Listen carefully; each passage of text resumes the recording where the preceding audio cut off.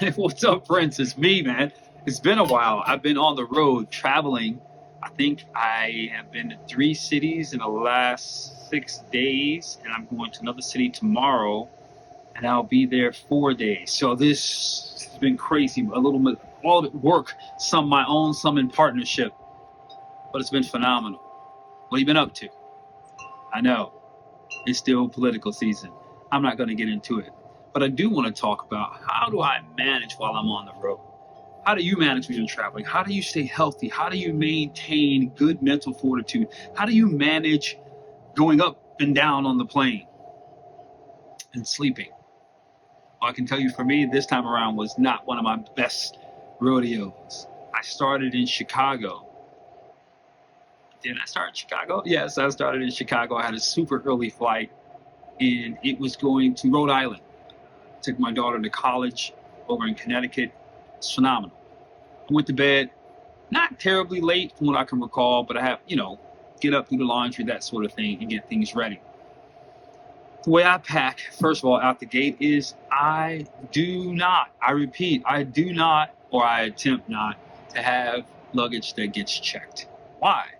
Because if I think in the context of minimalizing, then for me at least, it keeps my life easy. I spend less time waiting around for luggage, which is when anxiety can creep in, when you're waiting. When is it coming? Is that I heard the beep, beep, beep, beep, but it wasn't mine. All of those things that over the last several years of traveling, I come to realize that if it can't fit in my back, then I probably don't need it. So to that end, I have a backpack.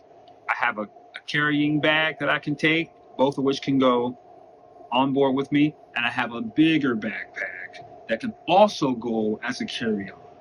And my truth is, if I can't roll it up, snug them up tight, and pack it in there, then I'm probably not taking it. So I did that, of course. I packed the way that I do for that short leg. I had a short leg in Rhode Island, like 4 days.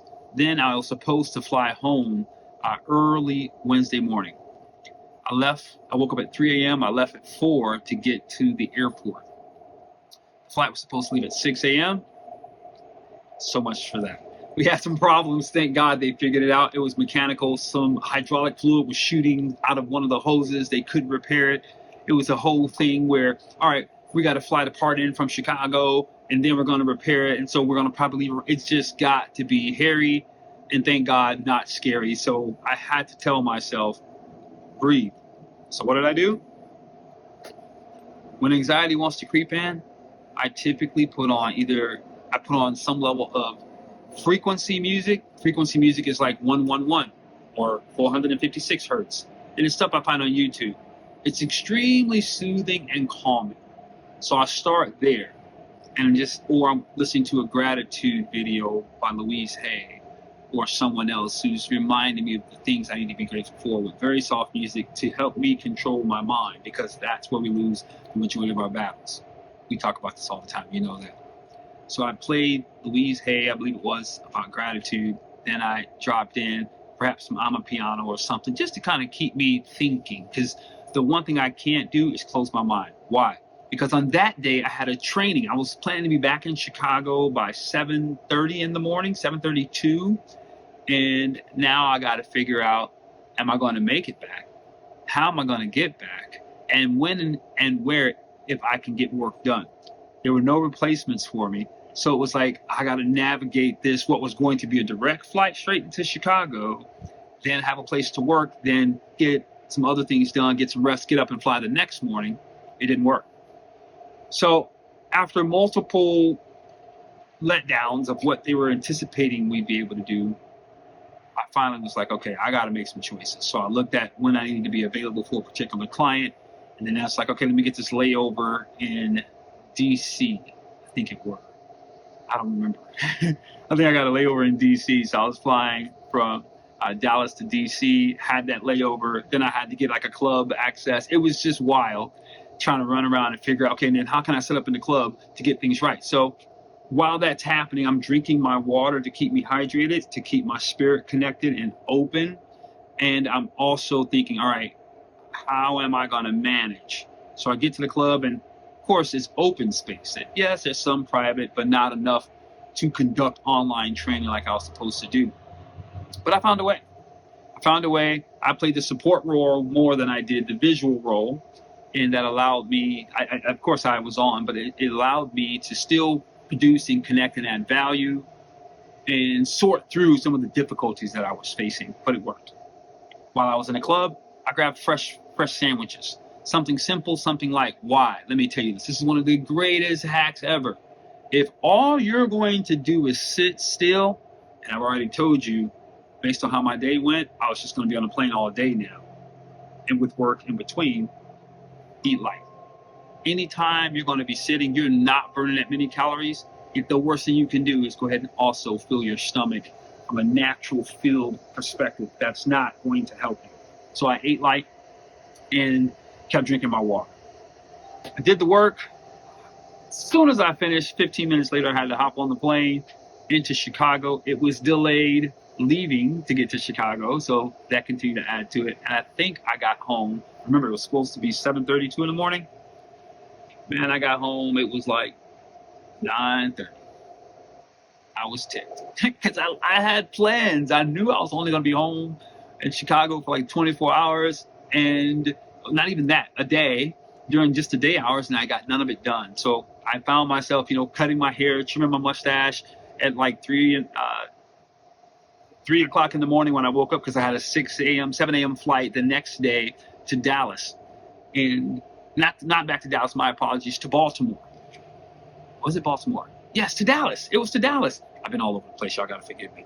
And I was headed to Dallas, so I had to get up, shave, get things ready there so that when I arrived there, I could do what I needed to do.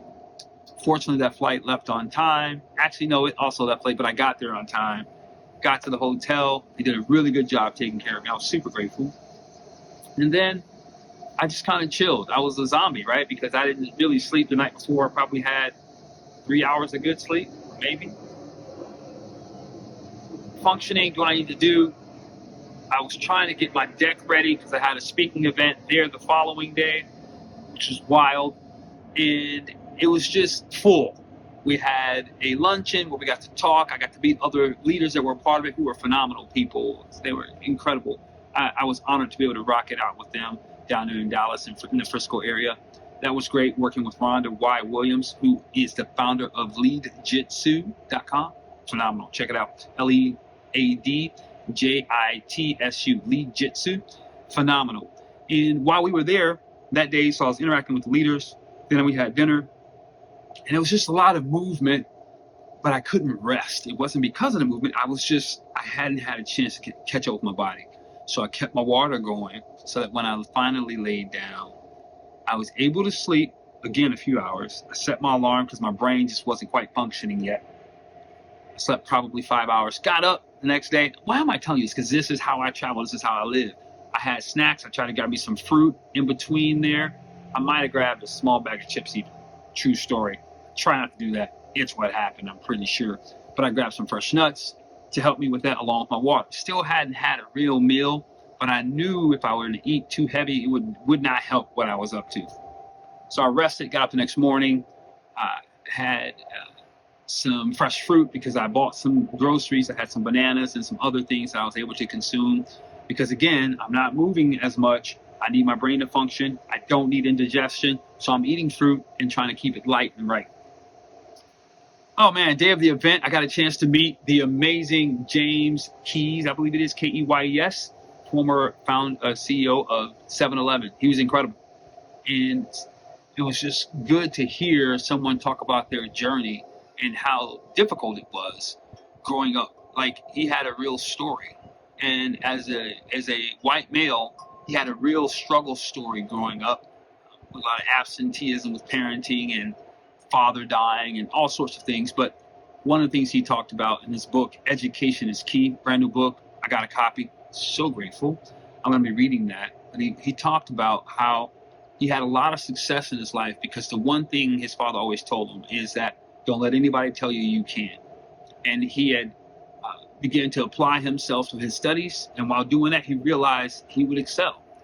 It's funny because he said he didn't really know how he became successful until he had a dream when he first started at 7-Eleven. And out of that, you got to read the book and it'll tell you all about it. He learned that a lot of it had to do with he just kept educating himself. He took on the perspective that I like to talk about, the proper perspective, and that is there's nothing you can't learn if you just take your time and apply yourself and keep your mind open. But if you start to tell yourself you can't, it doesn't matter. There's a saying growing up that my father shared with me in the network marketing world, and it was this: whether you can or whether you can't, either way you're right. And he talked a little bit about that and how that was part of what pulled him along. And then he also had a lot of exposure. He talked about growing up a white male, some privilege, moving to London, being American, no privilege, and how he had to readjust and acclimate with the minorities that were there, and found, because he discovered he was a minority, but it also taught him cultural awareness, which is one of his foundational principles. And that expanded his knowledge, which allowed him to interact with different boards and leaders and really flip their mind because they didn't realize it either. Anyway, that was really good. Then that was all a part of the event as well. I got interviewed by an awesome guy. I know his name right now, but I just met him. I'm going to actually get on his page soon because I know he'll be featuring us. And he may or may not see this video, but I'll add him in the notes below once I get that information. But it was great. It was just, Rhonda had it really set up really well. Her team, Raven and Megan, were awesome getting photos. I got photos coming. I got videos coming. And when it was time for my event, I was super excited. But then I had tech issues because I didn't prep in advance. And I was like, no, it's not happening. I got up. I was ready to rock. First thing out the gate, tech issues. Don't know what happened exactly, but I had them. And it was super frustrating. And then I got in my groove and started plowing through. Another tech issue. I'm going to tell you like this. Anytime you have a tech issue, it's on you. But nonetheless, overall, it went well. How do I know? Because I checked in, I asked, spoke what they took away, and they came to me and asked for my contact information. It was a good event overall. Actually, it was a great event overall, to be honest. Rhonda and the peers, Dr. Susan, Michelle, all of them really, really, really, really brought it and blew me away with their work. Debbie, I mean, it was just good stuff. And I wish you'd been there. But the Dream to Lead conference was phenomenal. And then what happened? I had to jump on a plane. Another plane. And as a result of that, what I had for dinner was, again, light. I had sandwiches at lunchtime that were vegetable based. Plenty of water once again. Dinner, similar, just plenty of water. And then a light snack of some sort. Then I got on that plane, dropped off in Baltimore that night. I think I got in bed around 2:30. Crazy. And then I couldn't go to sleep right away. Had to be up, or woke up around 6:37. So you already know I'm tired, right? Then started getting my mind wrapped around what's going to happen for that day. Went to that event, spoke at that event. It was phenomenal. Phenomenal in the context that people's eyes were glued as I began talking about wellness. That's what I talked about there. I talked about leadership and self-awareness at the event in Dallas. And they came, asked for my contact information. They wanted to know more. And it's just been non-stop, but good. Got a chance to meet a great soul, Kendall T. Johnson. She's awesome. You guys got to check her out. She's a stylist. She's also a businesswoman. That was a lot of fun to connect with her. Being with my sister and my brother-in-law was also great, nieces and nephews, because they live in this area. Fun times. Made sure I had the opportunity to make some juices as well. I made some juices to keep myself fresh. Because again, I'm already sleep deprived, right? But at this moment, I'm done. But I knew that if I was going to be able to keep going, I need to have access to my brain. So I made fresh juice. It was a part of the demonstration. I'm actually going to probably share some video with you guys a little bit later, like a summary. What do you think, Pooch? Should I do that, Frenchie? And it was a great time. People's lives were touched in a way that really caused them to reflect and make some changes, even on the spot. It was excellent. Now, got to bed, back up today, hung out with the family a little bit, been working all day, working on a brand new course called The Major 3 Pillars of Wellness. It's simply designed to help you get a start down the path of wellness without complicating it, to get it really simple around the things your body needs more than anything else. And if you were to start with them, it would transform everything in a matter of a couple of weeks.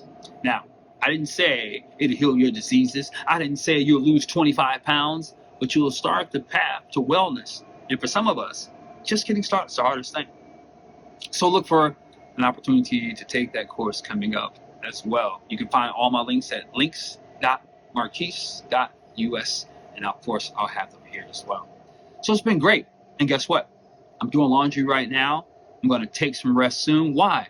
Because I got a flight at 6 a.m. to go to San Antonio. I got to go down there and do some training for 3 days. Fortunately, I get to stay on the Riverwalk. This is going to be my first time.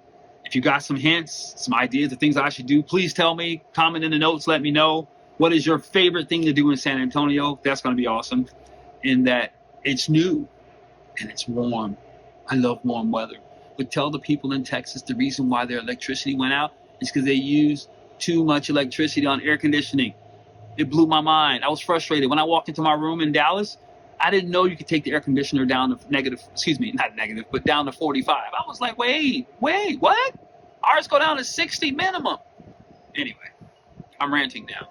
I just want to touch base, update you on what I'm up to, and I will be back in the lab to get a lot more videos back to you real soon. Ciao.